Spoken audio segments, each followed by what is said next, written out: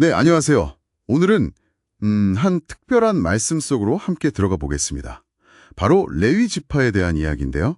이 말씀을 통해서 레위인들이 어떻게 하나님께 이렇게 구별되었는지, 또 땅 없이 어떻게 살았는지, 그리고 그 이야기가 오늘을 사는 당신에게 어떤 의미를 던지는지, 그 핵심적인 통찰을 좀 찾아보는 여정입니다.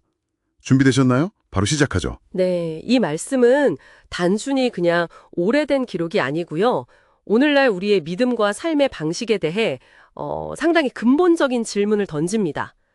특히 레위 지파 이야기는 구별됨, 그리고 거룩함이라는 주제 있잖아요.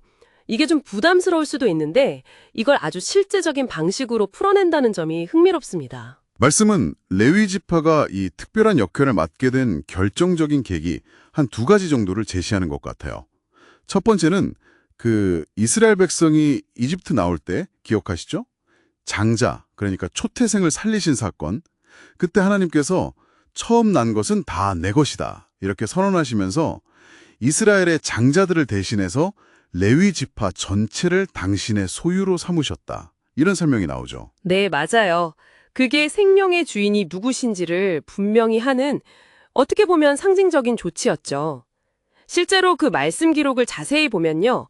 당시 레위인 숫자가 이스라엘 전체 장자의 수와 거의 비슷하게 맞춰진 걸 볼 수 있거든요.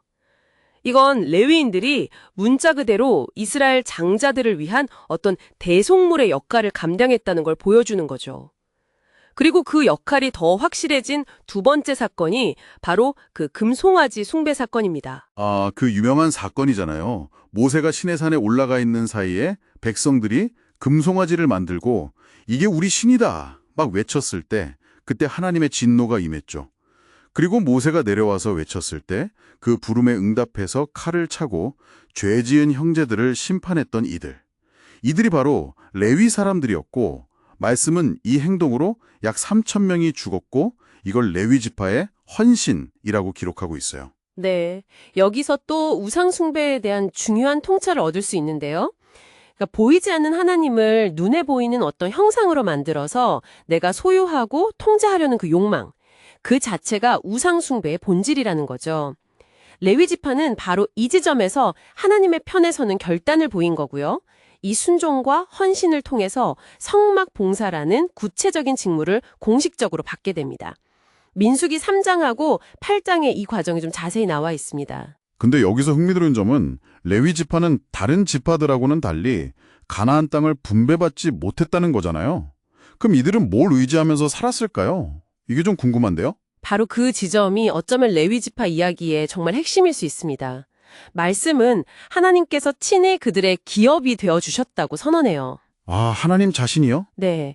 그러니까 물리적인 땅 대신에요. 백성들이 하나님께 드리는 여러 제물들 있잖아요.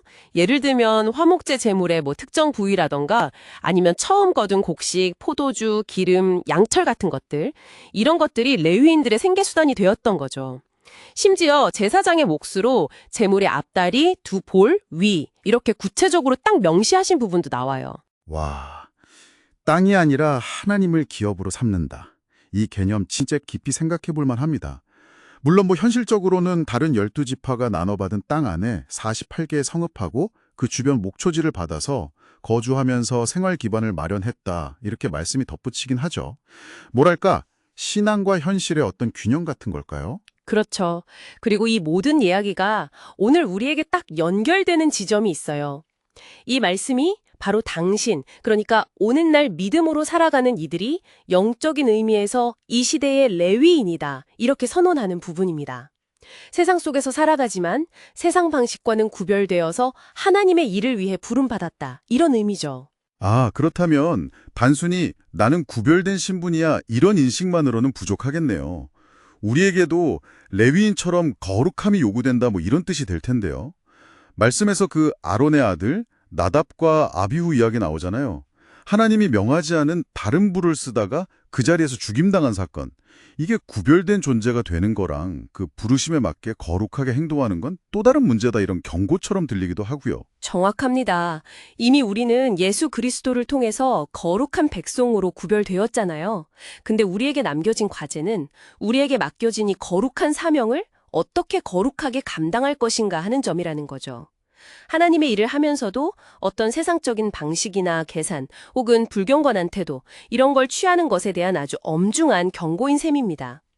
거룩함을 잃어버린 채로는 거룩한 일을 할 수 없다. 이런 메시지인 거죠. 네, 오늘 우리는 레위 지파에 대한 말씀을 통해서 그들의 구별됨, 또 하나님을 기업으로 삼는 그 특별한 삶의 방식, 그리고 그것이 오늘날 우리에게 던지는 거룩한 부르심의 의미까지 좀 깊이 살펴보았습니다. 핵심을 다시 한번 정리하자면 우리 각자가 이 시대의 레위인으로서 세상의 어떤 것들이 아니라 하나님만이 우리의 진짜 기업이고 삶의 기반이다. 이걸 신뢰하는 것.